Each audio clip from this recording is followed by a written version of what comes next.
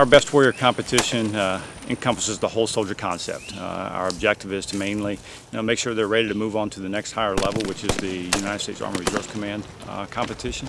We try to tailor it to make sure that we hit all the components they're going to do there. It's a combination of both physical and mental capabilities. All of our soldiers will have strengths and weaknesses, so it's the whole soldier concept that we're looking for.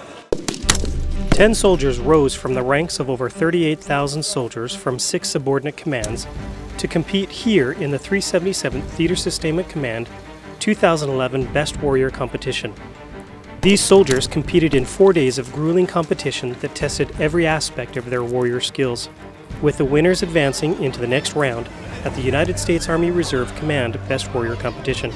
As a part of this competition, these soldiers competed both here at the Naval Air Station Joint Reserve Base and at Camp Shelby, Mississippi, to see who would become the best of the best. From the 18th to the 22nd of April, soldiers put their skills to the test on land navigation, physical endurance, weapons qualification, combatives challenge, and their verbal and written knowledge. They appeared before a board of command sergeants major that tested their knowledge on a wide range of topics. These soldiers come before the board and are tested in the depth of their knowledge, of military knowledge, abilities, and skills, but mostly their mental knowledge. Soldiers expected to think on their feet, and the only way a soldier is able to do that is study and apply what they learn. So all soldiers so far are impressive. They've been impressive. Some are standing above others. Questions from the Army's study guide were asked of the participants from a board comprising of command sergeants majors with a combined experience of over 200 years of Army knowledge.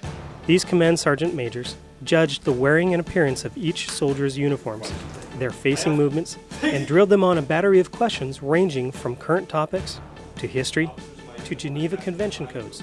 The purpose of the board was to determine the soldiers' communication skills, their knowledge, and dedication to the Army. Though the board tried to put these soldiers at ease, this was still a very difficult task. All soldiers so far are impressive. They've been impressive. Some are standing above others. You can tell just based on their responses. But it's hard to tell. It's hard to say who's going to win this competition because it's way too early in the competition to say. Starting point, ending point will be range 49. With the help of their sponsors, soldiers prepared for their early morning road march. Carrying their heavy rucksacks and weapons, they headed out over hilly terrain and gravel-strewn roads. Specialist Michael Beaver from the 310th Expeditionary Sustainment Command took the lead in the pre-dawn hours of the rigorous road march, setting the pace. Command Sergeant Major Lambert marched along the route, encouraging each soldier to do their very best, to push hard along the difficult and hilly terrain. As the morning sun rose, soldiers marched into the bright Mississippi morning. However, the warm southern climate added extra challenges and difficulty to the competition that many were not accustomed to. The first enlisted soldier to cross the finish line was Specialist Michael Beaver, with a time of 1 hour 26 minutes. You know, it probably leaves me about even with the guy I'm neck and neck with, just because this 2.5 hour limit, he can't be that far behind me, so it's not like he's gonna get any less points than me. The first non-commissioned officer and only female competitor, Staff Sergeant Janine Smeltz from the 316th Expeditionary Command, crossed the finish line about 10 minutes later. We'll see the side. That's not too easy. At this point in the competition, she had a strong lead, earning top points at both the board appearance and the road march, setting the standard high for the rest to follow. Competitors started their weapons competition qualifying with the M4 rifle, first by zeroing their weapons. With an experienced eye, Command Sergeant Major Lambert reviews each participant's silhouette targets and shot groupings. Dowdy's got some good shot groups going on here too. All of them are up, so he's got the good part. Brought him in real close. Again, we'll see how he does with the action shots now. Soldiers were cleared back onto the range and competed for the best scores. At this point in the competition, it was a level playing field. Marksmanship varied among the soldiers, and there wasn't even a clear leader in this point of the competition. As soldiers transitioned to the day navigation course, their warrior skill task was to replot and find 4 points.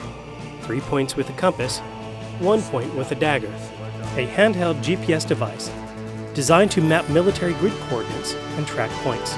They were expected to adapt and overcome and define their points. Page, that's going to move you between pages. All right?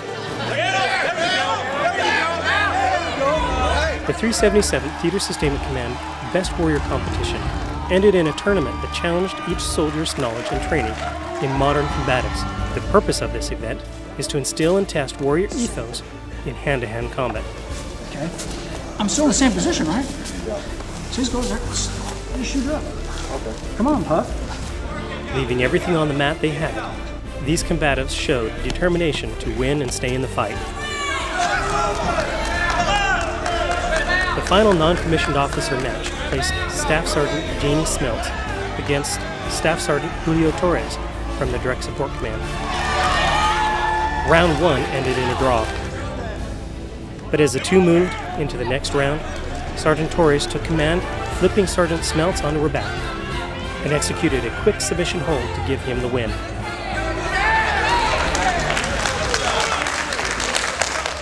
The final enlisted round matched Specialist Kyle McLafferty from the Direct Support Command against PFC Darren Huff from the 103rd Expeditionary Command. Specialist Huff's physical strength proved to be too much against all the competitors, as he won each match of the combatives competition with a perfect score of 100 points.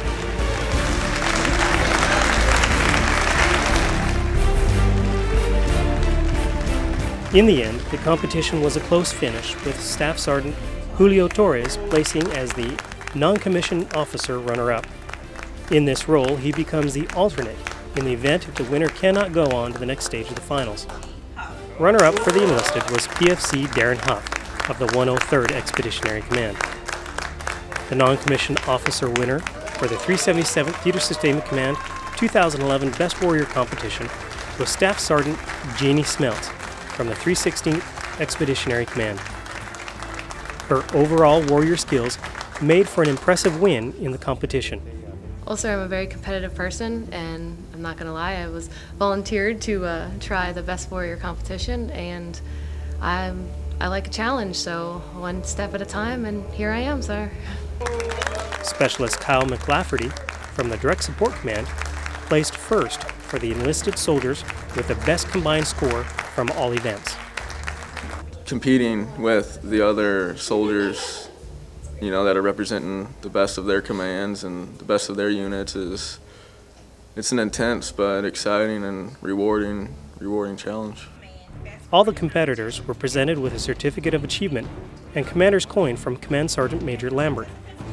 The 377th Theater Sustainment Command will be putting the best of the best forward to the next round of competition. They will proudly represent the command by building esprit de corps and placing an importance on skills and training. Winners of the competition will now move on to compete at the United States Army Reserve 2011 Best Warrior Competition, scheduled to be held in June at Fort McCoy, Wisconsin. The winners will continue to compete at the Department of the Army level. For the 377th Theater Sustainment Command, I'm Captain Sean Clark.